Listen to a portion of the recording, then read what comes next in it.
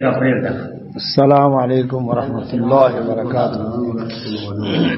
سبحان اللہ بحمدہ عدد خلقہ ورضا نفسہ وزنۃ عرشہ مداد کلمات. سبحان اللہ بحمدہ سبحان اللہ العظیم. پارہ نمبر 19 ہے سورہ فرقان اور اس کی آیت نمبر ہے 51.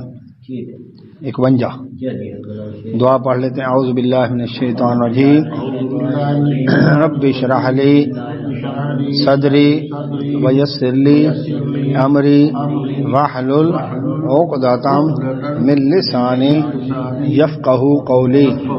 رب زدنی علما رب یسر ولا تعسر وتمم بالخیر وبک نستعین. اللهم صل على محمد وعلى آل محمد كما صليت على إبراهيم وعلى آل إبراهيم إنك حميد مجيد. اللهم بارك على محمد وعلى آل محمد كما باركت على إبراهيم وعلى آل إبراهيم إنك حميد مجيد. أعوذ بالله من الشيطان الرجيم. ولو شئنا لبعثنا في كل قرية نذيرا فلا تطع الكافرين وجاهدهم به جہادا کبیرا.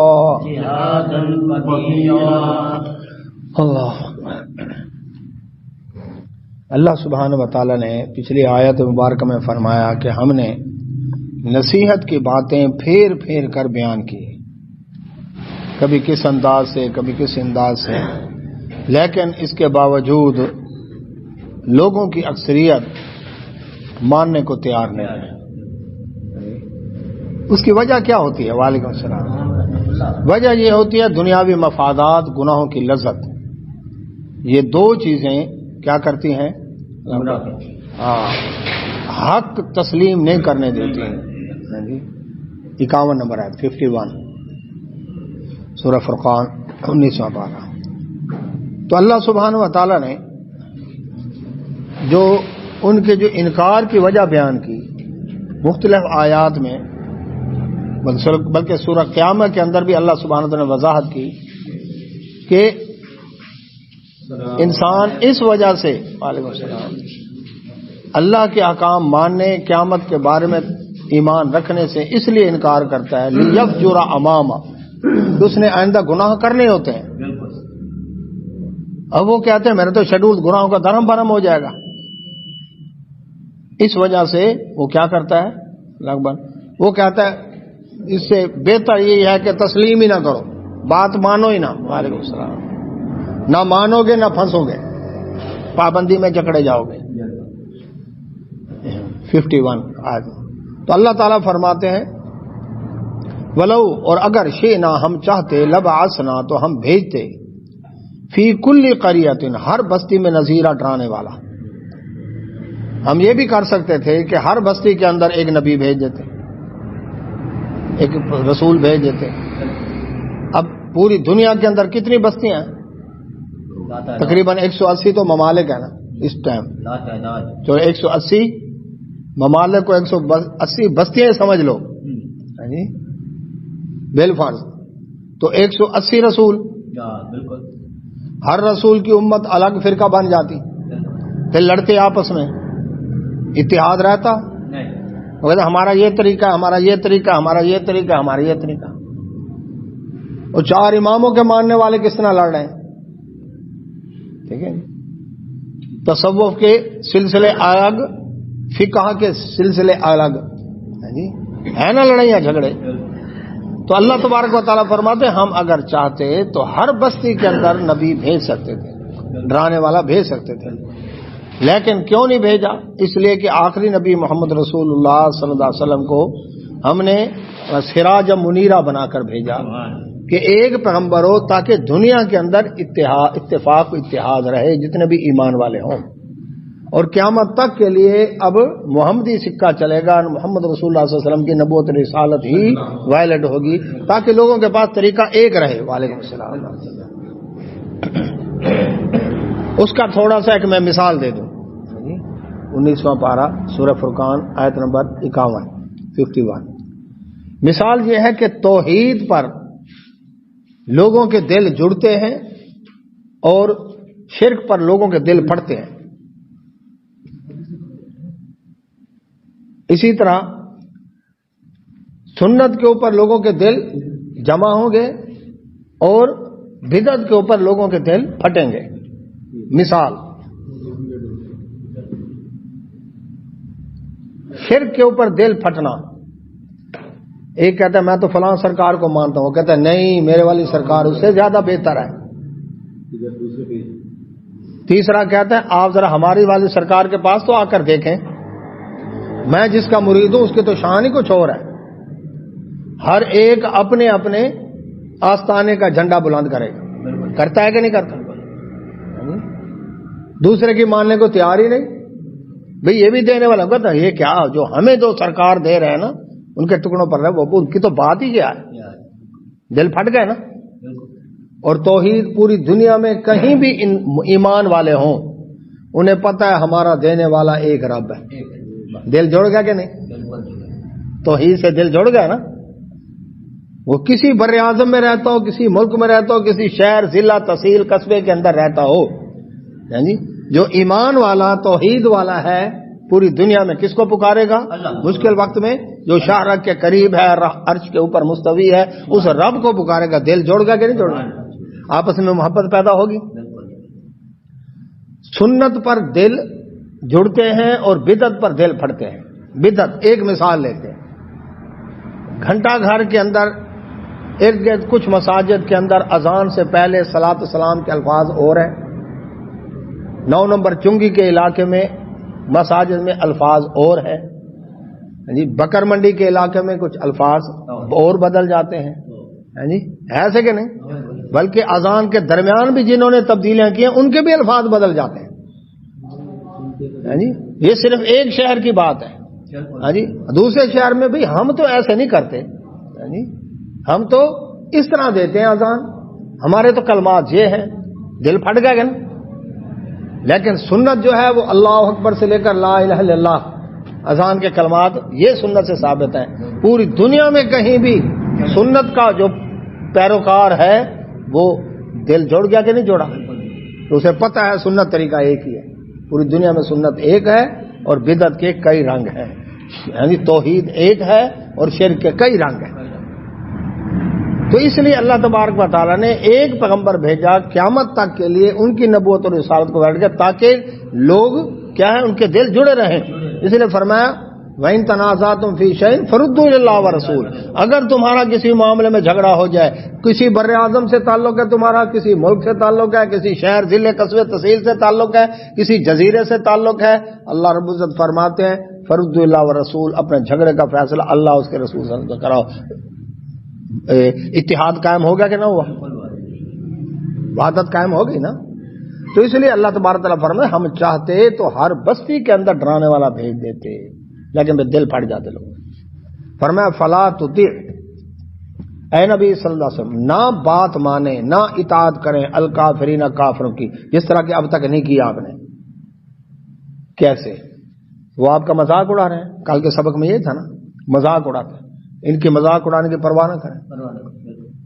یہ معجزوں کا مطالبہ کرتے ہیں نا کہ یہ دکھا دو یہ دکھا دو ہم مان جائیں گے, ان کی بات نہ مانیں. پہلے جن کو معجزے دکھائے تھے انہوں نے کون سی بات مانی؟ ٹھیک ہے, یہ دھمکیاں دیتے ہیں, پرواہ نہ کریں. ان کی بات تو ماننی نہیں نا, ماننی کس کی؟ اللہ کی. وجاہدہم, اور جہاد کریں ان سے بھی, اس قرآن کے ذریعے جہادن کبیرہ, بہت بڑا جہاد. اس قرآن مجید فرقان حمید کے ذریعے جہاد. اب جہاد کا مطلب ہے مسلسل کوشش کرنا, جہد مسلسل. اس کے اندر دشمن جس ہتھیار سے مسلح ہو کر ہے اس طرح سے مقابلہ کرنا. وعلیکم السلام. وہ زبان سے بات کرے تم زبان سے اس کا جواب دو, دعوت. وہ قلم سے جہاد تمہارے خلاف جنگ کرے تم بھی قلم استعمال کرو. وہ اسلحہ لے کر آئے تم بھی اسلحہ لے کر آؤ. یہ نہیں کہ وہ میزائل لے کر آئے اور ہم قلم لے کر کھڑے ہوں، ہم کہیں جی لو جی ہم قلم سے مقابلہ نہیں، قلم سے مقابلہ نہیں ہوگا۔ اللہ کے نبی صلی اللہ علیہ وسلم عرب کے اندر خندق کبھی نہیں کھودی گئی تھی، لیکن غزوہ احزاب کے موقع پر سلمان فارسی رضی اللہ عنہ نے عرض کیا اللہ کے نبی صلی اللہ علیہ وسلم ہم فارس کے اندر جب ایسے کبھی دشمن چاروں طرف سے گھیر لے ہم خندق کھودتے ہیں۔ آپ صلی اللہ علیہ وسلم نے نیا طریقہ خندق کا عرب کے اندر متعارف کرایا، خندق کھودی، صحابہ سے کھدوائی، منجنیق کا استعمال کہ جس طرح غلیل کا استعمال ہے، اسی طرح توب نما کوئی چیز اس کے اندر بڑا پتھر بھاری رکھ کے اس کو کھینچ کر دشمن کے قلعوں کے اوپر مارنا، یہ طریقہ اللہ کے نبی صلی اللہ علیہ وسلم نے استعمال کیا، صحابہ نے استعمال کیا۔ بعد میں بارود کا استعمال شروع ہو گیا، پھر اسی منجنیق کے ذریعے مٹی کی ہانڈیاں ہوتی تھیں، ان ہانڈیوں کے اندر بارود بھر کے اور اس کے ساتھ ہی کیا کرتے، وہ ایک فلیتا سا ربڑ نما کوئی چیز اس کو آگ لگائی اور اس منجنیق کے ذریعے اس کو پھینکا دشمن کے علاقے میں، وہاں تک پہنچے تک وہ آگ پہنچ گئی، بارود تک وہ پھٹی۔ یہ سب سے پہلے یہ طریقہ استعمال کیا صحابہ تابعین نے۔ تو اس طرح جہادن کبیرہ سے مراد لوگوں نے یہ سمجھا ہے کہ کیا کرو، وہ تو جہاد ہے اصغر، چھوٹا جہاد جو دشمن سے خلاف لڑنا۔ جہاد اکبر یہ اپنے نفس کے ساتھ لڑو، یعنی دشمن بھی ہمیں مارے ہم بھی اپنے آپ کو مارے، کام آسان کر دیں نا دشمن کا، نہیں۔ جہادن کبیرہ دعوت سے لے کر اسلحے تک یہ سارا جہادن کبیرہ ہے، جس چیز کی جہاں ضرورت ہو اس کو استعمال کریں، یہ طریقہ بتایا گیا۔ وعلیکم السلام ورحمۃ اللہ۔ اب دیکھیں ان اسلحے کی ٹیکنیک کے اندر غیر مسلموں نے کیا کیا ہے، اکبر ترقی کی اور اس ذریعے سے آج کما رہے ہیں۔ اور جس کی چاقو چھریوں کی دکان ہوگی، محلے میں لڑائی کروایا گیا تو بکیں گی نا۔ تو جن کی اسلحہ کی فیکٹریاں ہیں، مدرسوں میں تو اسلحے نہیں تیار ہو رہے ہیں، کیوں جی؟ یہ مسجدوں میں تو فیکٹری نہیں لگی ہوئی اسلحے کی، یہ میزائل اور ڈرون کہاں تیار ہو رہے ہیں؟ انہی کے فیکٹریوں میں، اور وہی بیچتے ہیں انڈر ورلڈ میں بھی اور ملکوں کو بھی۔ شابت لڑو، وہ انڈیا کو بھی اسلحہ دیں گے، پاکستان کو بھی اسلحہ دیں گے، شابت ٹھوک کے رکھو تاکہ ہمارا اسلحہ بکے، اور وہ آپس میں نہیں لڑیں گے، ایک کو امریکہ اسلحہ دے گا، ایک کو روس اسلحہ دے گا، یہی تماشا چلتا رہا نا اب تک، لیکن آپس میں نہیں لڑے، اور آپس میں لڑو تو اگر تم اتنے دشمن ہو تو۔ یہ کمیونسٹ بلاک ہے اور یہ امریکن بلاک ہے، یہی تھے نا بلاک اب تک، تو اب لڑو جی، مقصد کیا؟ اسلحہ بیچنا۔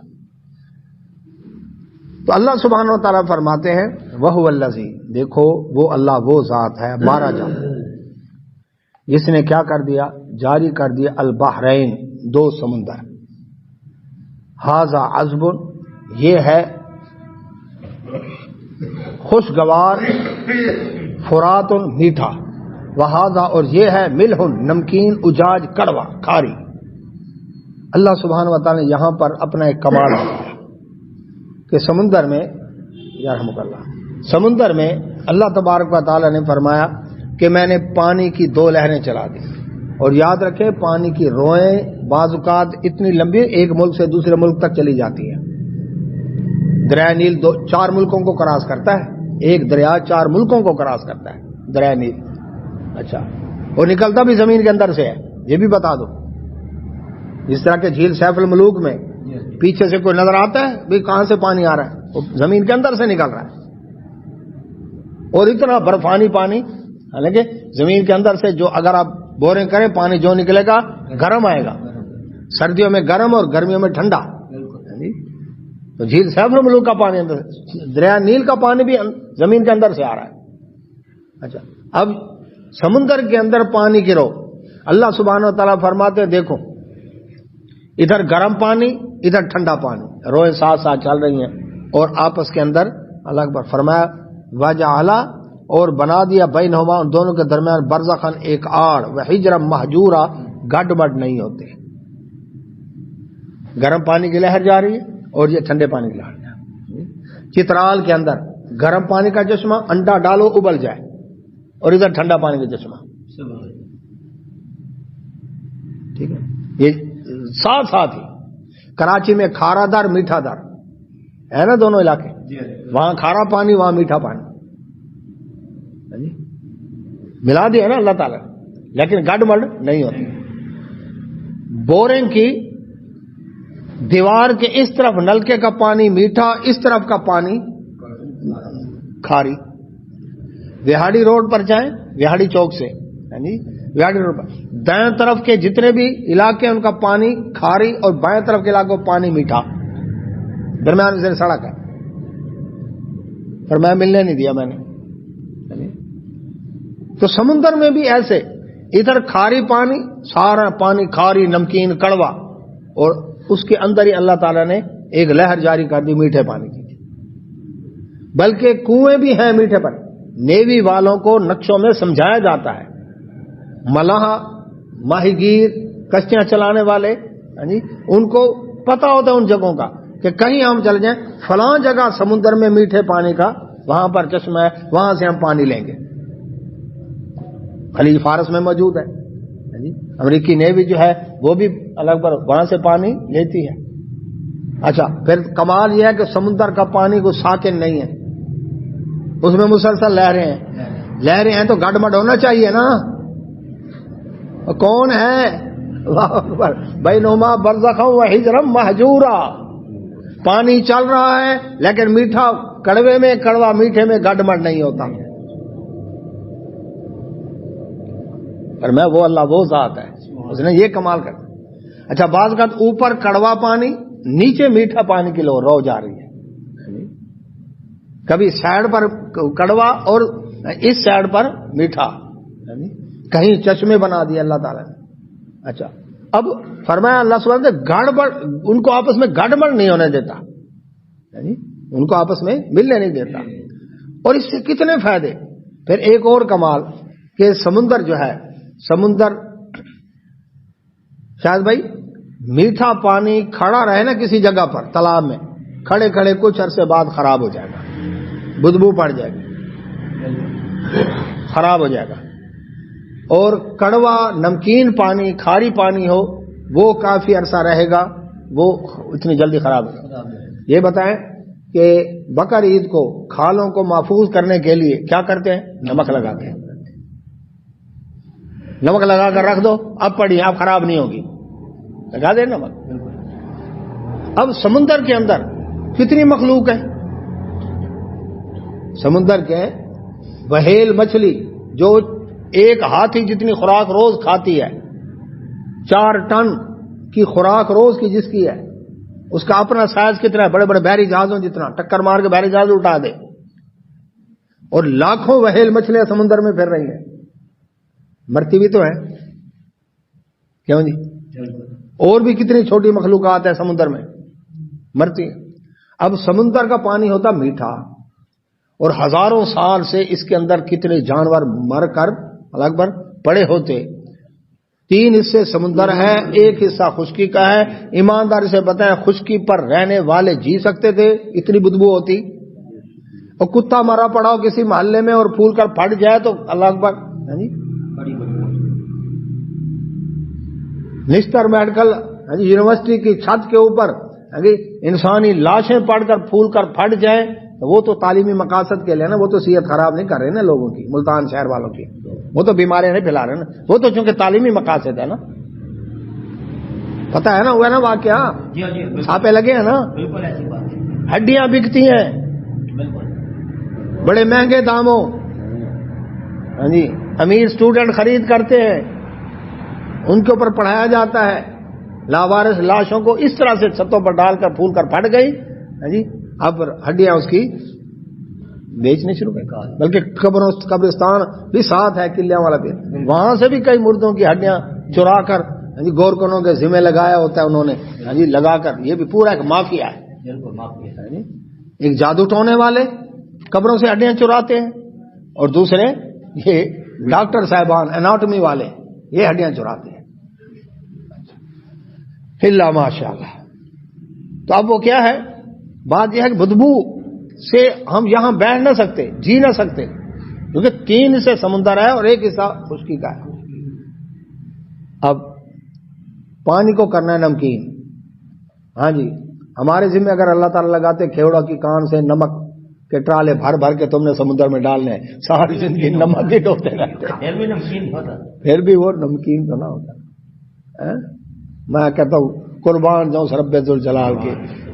اللہ تبارک و تعالیٰ نے جی برف باری کی, پہاڑوں کے اوپر گلیشیئر بنے, بارشیں ہوئی وہاں پر, گلیشیئر پگھلے, وہاں سے اللہ اکبر نالے جاری ہوئے, آگے چلتے زمین کی نمکیات کو ساتھ لیتے. روزانہ کروڑوں ٹن نمک سمندروں کے اندر جا رہا ہے,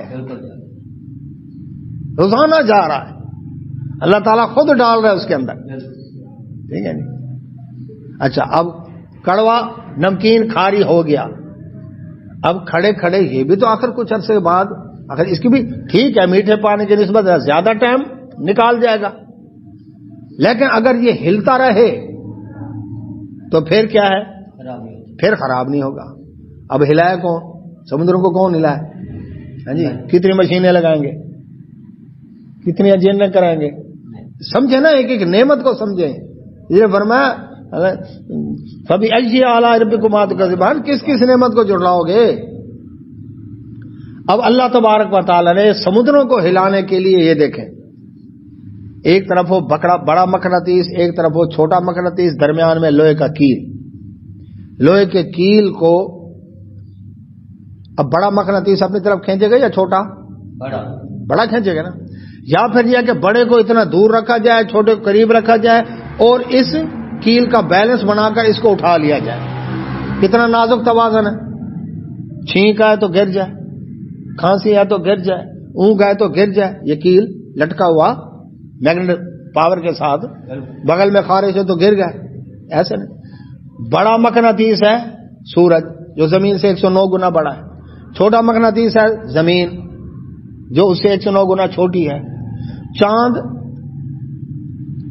زمین کے چاند کے 81, چاند ایک زمین کے برابر ہو, وہ 81 گنا چھوٹا ہے.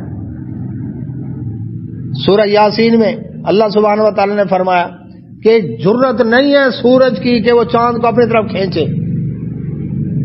عقل کیا کہتی ہے؟ وہ سورج جس نے پلوٹو تک کا سیارہ 5 ارب کلومیٹر دور ہے سورج سے, اس کو اپنے میگنیٹ زون میں لیا ہوا ہے. چاند تو اس سے قریب ہے, وہ تو کھینچ کر لے جائے, لیکن زمین کی کشش کو اپنی طرف کھینچتی ہے, سورج کو اپنی طرف کھینچتا ہے, اور چاند ہمارے زمین کے گرد گھوم رہا ہے, گویا بیت اللہ کا طواف کر رہا ہے.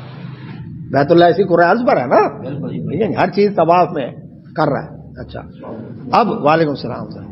اب ہوتا یہ ہے, ادھر دیکھیں توجہ, کہ چاند جس کو پیچھے سورج نے جکڑا ہوا ہے, ادھر زمین نے. چاند زمین کے قریب آئے تو زمین کی چیزیں چاند کی کش شکل اس کو اپنی طرف کھینچے گی, اور زمین چاند کو اپنی طرف کھینچ رہی ہے.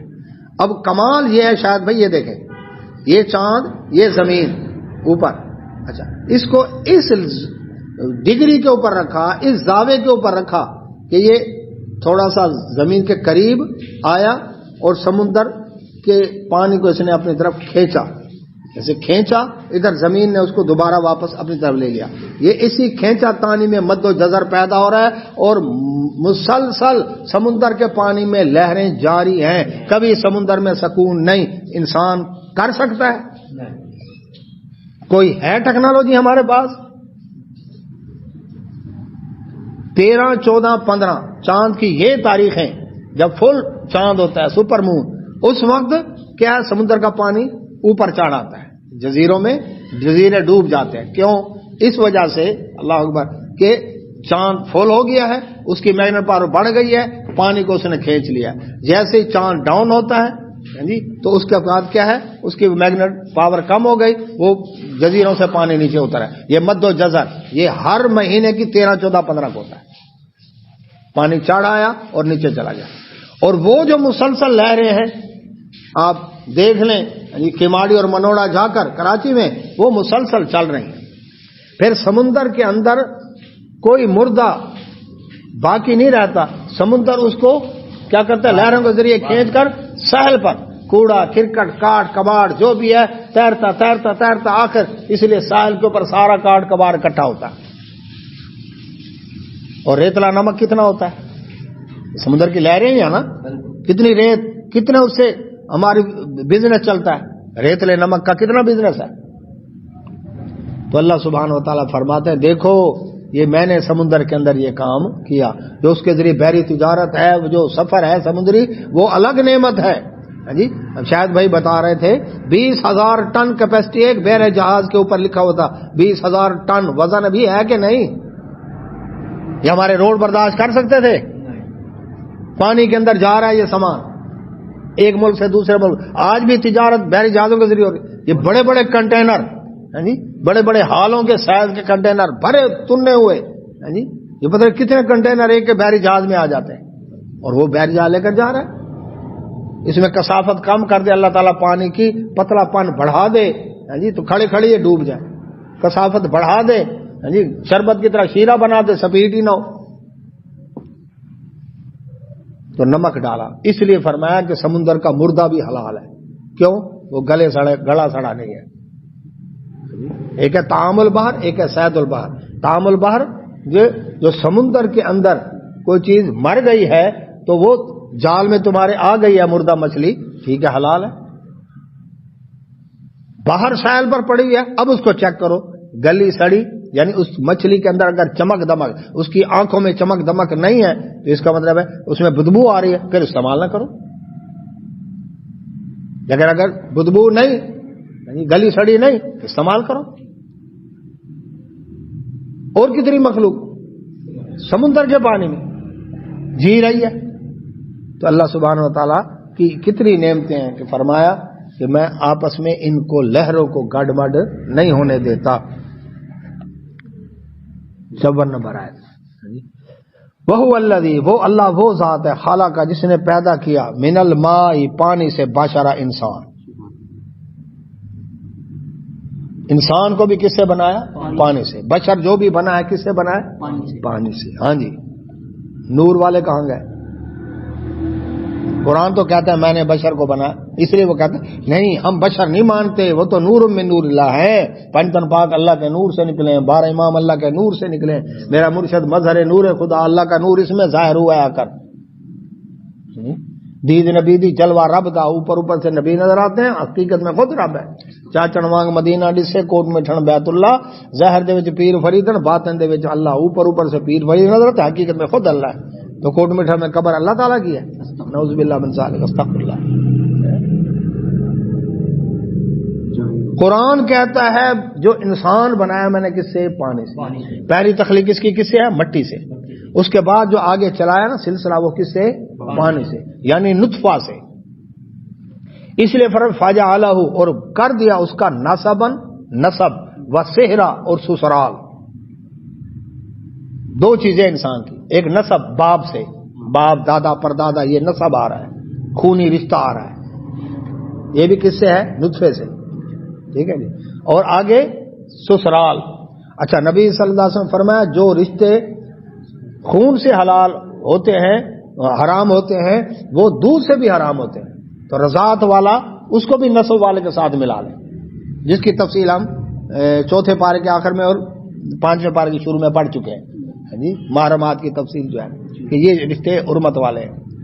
تو نسب کے اعتبار سے جی، اور سسرال بنا جہاں انسان کیا کرتا ہے؟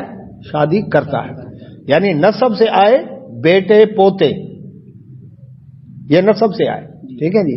اور اس کے بعد آگے یہ سسرال میں سے یہ بہویں لے آتے ہیں. ٹھیک ہے جی.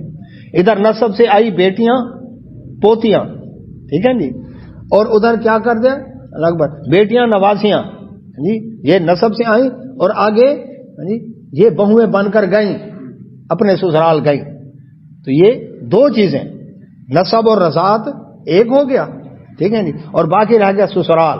یعنی کیونکہ اپنے نسب میں جو محرم رشتے ہیں وہاں تو نکاح نہیں کر سکتا، جہاں کر سکتا وہ سسرال بن گیا. تو یہ سارا نطفے سے ہے. اور اگر نطفہ ہی نہ مانے تو پھر یہ کہنا کہ تیری نسل پاک میں بچہ بچہ نور کا، تو بھی ہے نور، تیرا سب گھرانہ نور کا، اور نسل تو نطفے سے ہے. نطفہ مانتے نہیں تم تو نسل کیسی؟ جب نطفہ مانتے نہیں ہو یہ نطفے سے نہیں ہے تو پھر وہ نسل ہی نہیں ہے.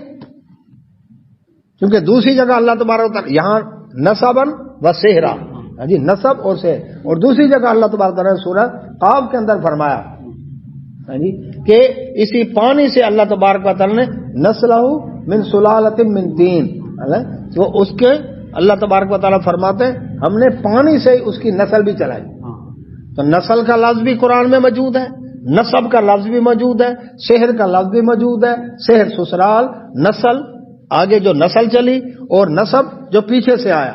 ٹھیک ہے جی. تو نسب اور نسل اور سحر کس سے ہے؟ پانی سے، نطفے سے. جب نطفہ نہیں مانتے تو نہ یہ نسل ہے نہ اس کا نسب ہے، بات ہی ختم. اللہ تعالیٰ کا نسب ہے نہیں، اس کی نسل ہے نہیں. فرشتوں کا نسب ہے نہیں، ان کی نسل ہے نہیں. فرشتے نوری ہے نا، ان میں بیوی بچے ہے نہیں، شادی شدی ہے ہی نہیں، دکھ درد بیماری ہے نہیں، کھانا پینا ہے نہیں، بیوی بچے ہیں نہیں ان کے، ان سب چیزوں سے پاک ہے. ٹھیک ہے. تو یہ یاد رکھیں، یہ ایک دھوکہ دیا جاتا ہے نور والا کہ یہ اس اللہ کے نور میں سے نکلے. تو اللہ کے نور میں سے جو نکلا وہ بھی تو اللہ ہوا نا پھر. تو پھر اللہ کی تو نسل نہیں ہے. اور بات یہ ہے کہ اللہ تبارک تعالیٰ کا جز بنا دیا، جبکہ اللہ تعالیٰ فرماتا ہے میں تو جز سے پاک. جو رب ٹکڑے ہو جائے وہ رب ہو سکتا ہے؟ جو ٹکڑا ہے نا اس کا. ٹھیک ہے. تو اللہ سبحانہ و تعالیٰ فرماتے ہیں وَكَانَ رَبُّكَ، اور ہے یہ تیرے رب پر، تیرا رب قدیرا، قدرت رکھنے والا. یہ رب کی قدرت ہے. بیٹے دے بیٹیاں دے، بیٹے بیٹے ملا کر دے.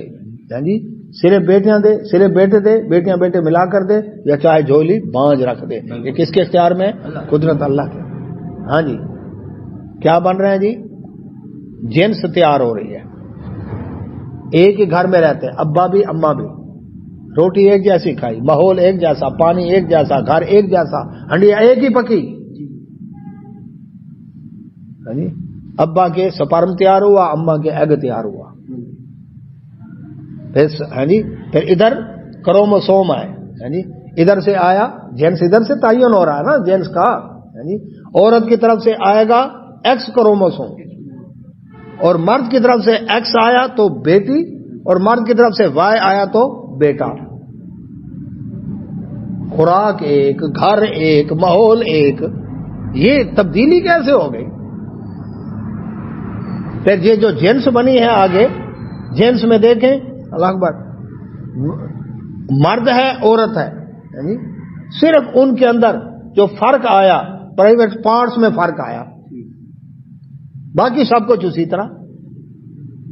پھر جیسے بڑے ان میں چینج آتی گئی، اور دونوں ایک دوسرے کا جوڑ ہے، میل فیمیل ہے. ایسا اللہ تعالیٰ نے سسٹم بنایا. اس سے آگے اللہ تعالیٰ نے کی نسل، نسب اور شہر والا کھاتا چلا دیا.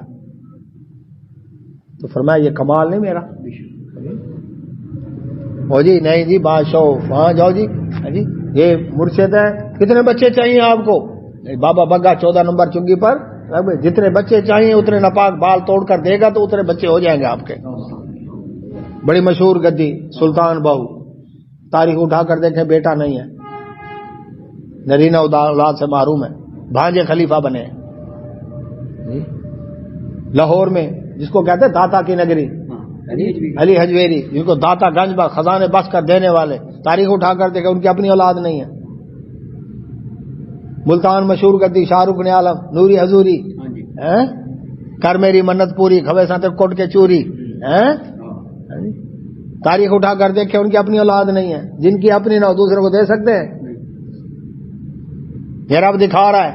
یہ یاد رکھے، یہ 3 بڑی شخصیات جن کو لوگ پوج رہے ہیں آج، ان کے آستانے ان کی اپنی نرینہ اولاد سے محروم ہیں، ان کی اپنی اولاد. تو اللہ سبحانہ و تعالیٰ فرماتے ہیں وَيَعْبُدُونَ، وہ جو اتنی قدرتوں والا رب ہے اس کو چھوڑ کر وَيَعْبُدُونَ، یہ عبادت کرتے ہیں من دون اللہ، اللہ کے سوا، ما ایسوں کی جو لا ينفعهم، ان کو نہ فائدہ دے، ولا يضرهم، نہ ان کا نقصان کرے، جو اپنے نفع نقصان کے مالک نہیں. ان کی عبادت کر رہے ہیں من دون اللہ، اللہ کے سوا. ساری مخلوقات اللہ کے سوا ہے نا، تو نبی ہوں، ولی ہوں، غوث کتب ابدال ہوں، کرندر ہوں، اوتاد ہوں، پیر ہوں، مرشد ہوں، جو بھی ہوں، اللہ تعالیٰ فرماتے ہیں اس رضات کو چھوڑ کر جس نے اتنے کمال کر دکھائے، یہ سمندروں کا اور نسل نسب کا یہ سارا کر دکھائے، اس کو چھوڑ کر تم کیا کر رہے ہو؟ اللہ کے سوا ان کی عبادت کر رہے ہو جو نفع نقصان کے مالک نہیں۔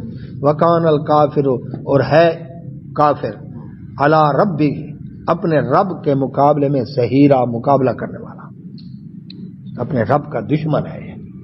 آج بھی دیکھ لیں جی مشرک کی نشانی قرآن نے بتائی ہے، وَإِذَا ذُكِرَ اللَّهُ وَحْدَهُ، جب اکیلے اللہ کا ذکر کیا جائے، مشکل کشا وحدہ، داتا وحدہ، دستگیر وحدہ، بگڑی بنانے والا وحدہ، نظر نیاز کے لائق وحدہ، جی جب کہا جاتا ہے نا وحدہ اشمئزت قلوب الذین لا یؤمنون بالآخرہ، ان کا آخرت پر ایمان نہیں، ان کو پتہ نہیں مرنا ہے، اللہ کی عذاب میں جانے، ان کے کلیجے جل جاتے ہیں اللہ اکیلے کا نام سن کر۔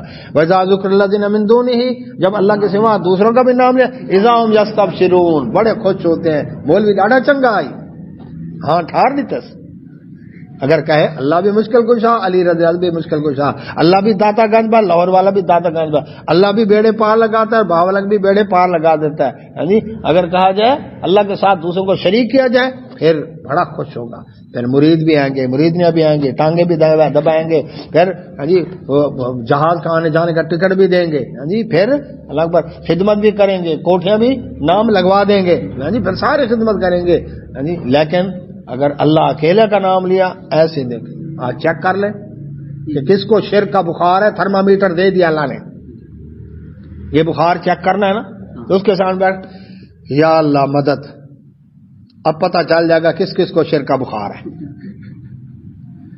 پہلے تو اس کی نظروں سے پتہ چل جائے گا، ایسے خونی نظروں سے گھوریاں مٹ کے دیکھتی، پیشانی پر پل تیوری چلتی، پیدا کرنے والے کا نام برداشت نہیں، اللہ کا نام برداشت نہیں تو اللہ والوں کی کون سنے گا؟ اللہ والوں کی شان بیان کرو سر سے آہا مزہ آ گیا، اللہ کی شان بیان ہو تکلیف شروع ہو جائے گی، تکلیف شروع ہو جائے گی، میں کھینچ لیں گے اسٹیج سے اتار کر باہر پھینک دیں گے۔ تو اللہ سبحانہ و تعالیٰ فرماتے ہیں جو بھی اللہ کی توحید کا انکار کرنے والا ہے وہ اپنے رب کے مخالفت میں تلا ہوا، جو رب کی مخالفت کرتا ہوگا نا، جو شرک کرنے والا ہے، یہ اس کی فل سپورٹ، مالی تعاون، جسمانی تعاون، اختیارات کے اعتبار سے جس طرح سے بھی ہوگا، آ کے کیا کہے گا کہ یہ شرک کا کاروبار چلے ہی چلے، میں ساتھ ہوں، دیکھتا ہوں کس کی جرت ہے روکنے کی، اور جہاں بھی توحید کی بات ہوگی یہ ڈنکے کی چوٹ علل اعلان ہم ٹھوک کر میدان میں آئے گا، نہیں چلنے دوں گا میں، یہ ہے ایسے کہ نہیں؟ قرآن 1445 سال پہلے بتا رہا ہے، آج بھی کردار موجود ہے اپنے رب کے مقابلے میں، اذان دی، اذان دے کر نعرہ یا اللہ یا محمد یا علی، کس کا نام بلند کیا ہے؟ علی کا یا اللہ تبارک و تعالیٰ کا؟ اللہ کا نام تو ثواب کے لیے لیا ہے تاکہ کوئی یہ نہ کہے اللہ کے منکر ہے، نبی صلی اللہ علیہ وسلم کا نام تو ثواب کے لیے لیا ہے یہ تاکہ کوئی یہ نہ کہے کہ نبی کے منکر ہے۔ اصل جو ہے عقیدت، محبت اور عبادت وہ علی رضی اللہ عنہ کی ہے۔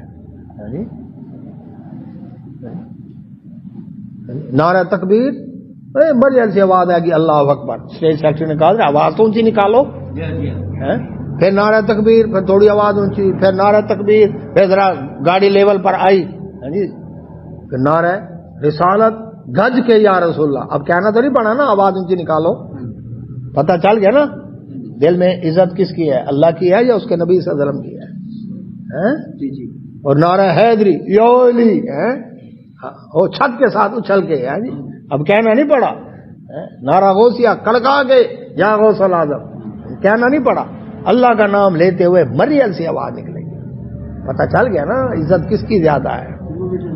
یہ تھرمامیٹر دے دیا قرآن نے کہ اللہ کا نام برداشت نہیں ہے، تو اس لیے کیا فرمایا، یہ اپنے رب کے مقابلے میں ایک دوسرے کے مددگار ہے۔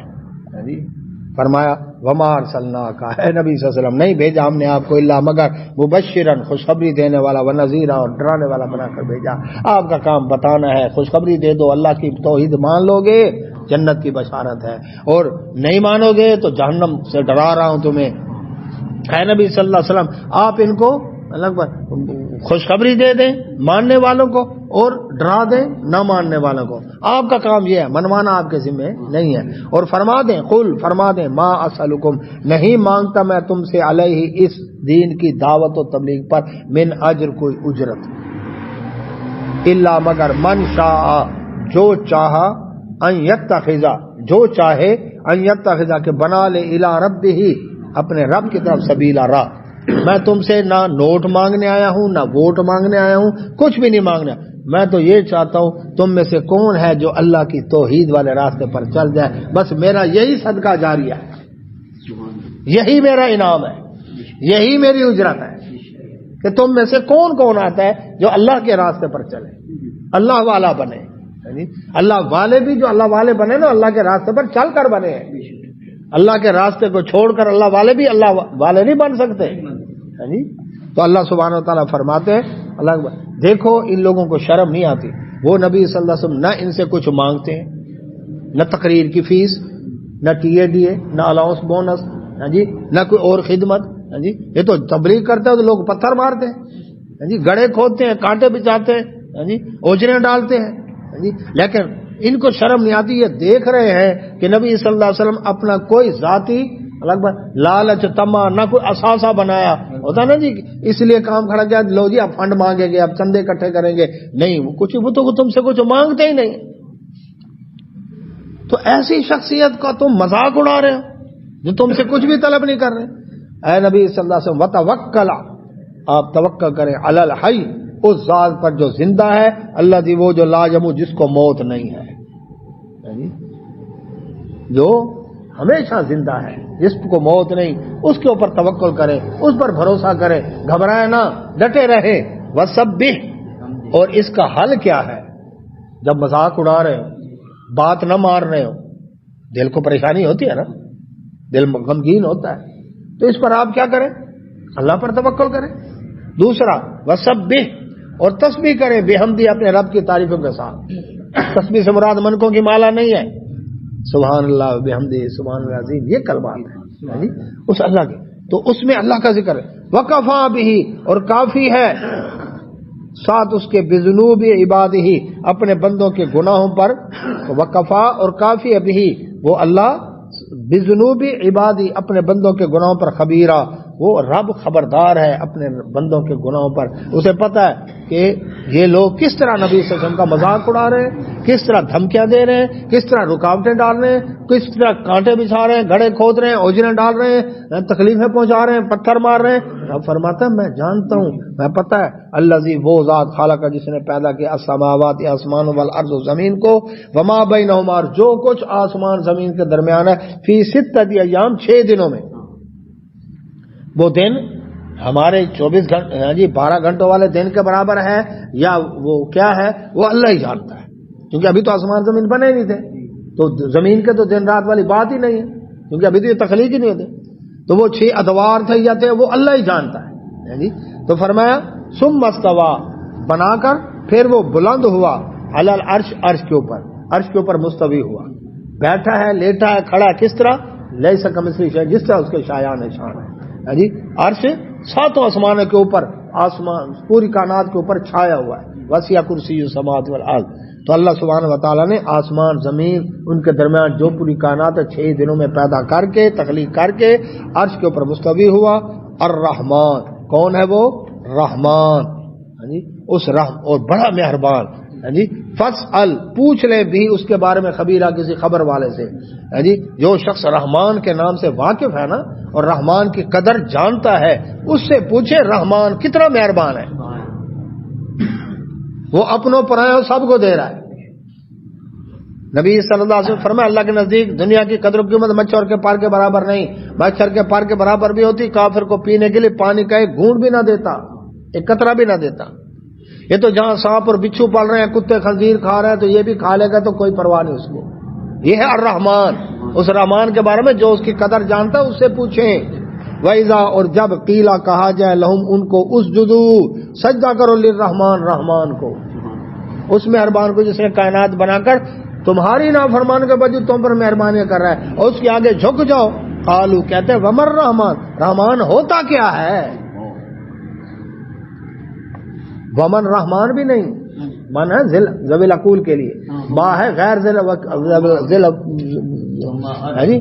اور یہ جو ہے فرعون نے بھی یہی کہا تھا وما رب العالمین، رب العالمین ہوتا کیا ہے، یعنی وہ ایک عام سا اس نے شخصیت سمجھی، ایک عام سی ذات سمجھی کہ اس کی حیثیت ہی کیا ہے، نعوذ باللہ من ذالک. تو اللہ تعالیٰ فرمائے ان کو جب کہا جاتا ہے رحمان کو سجدہ کرو، رحمان ہوتا کیا ہے.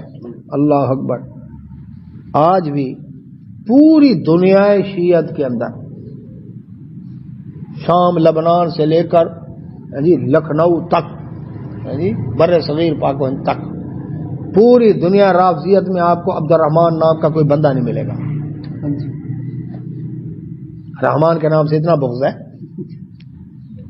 ان کے وڈیرے نے بھی کہا تھا، ابو جہل اس نے مشرکین کے حدیبیہ کے موقع پر مشرکین مکہ کا جو سفیر آیا تھا تو اللہ کے نبی صلی اللہ علیہ وسلم کو فرمایا معاہدے کے اوپر لکھو بسم اللہ الرحمن الرحیم.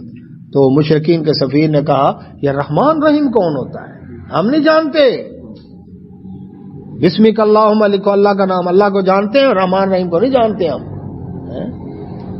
تو آج ان کی جو نسل ہے ذریت وہ بھی عبد الرحمان نام رکھنے کو تیار نہیں. آپ کو کوئی نہیں ملے گا. پڑھ لیں اشتہار دیکھ لیں، ذاکروں کے بڑے بڑے نام ہوں گے، اگر عبد الرحمان نام کا آپ کو کوئی نہیں ملے گا. تو آج اللہ تبارک تعالیٰ فرماتے ہیں کیا کہتے ہیں ہمارا رحمان. رحمان کیا ہے؟ انسجد، کیا ہم سجدہ کریں، لما تامرنا، جو آپ ہمیں حکم دیں. نہ تمہاری منی ونیو گال، ہر گال تمہاری منو. یہ ذہنیت ہے پیچھے اس کے. یا آپ جو کہیں رحمان کو سجدہ کرو تو ہم آپ کے کہنے پر کر دیں سجدہ. کیوں؟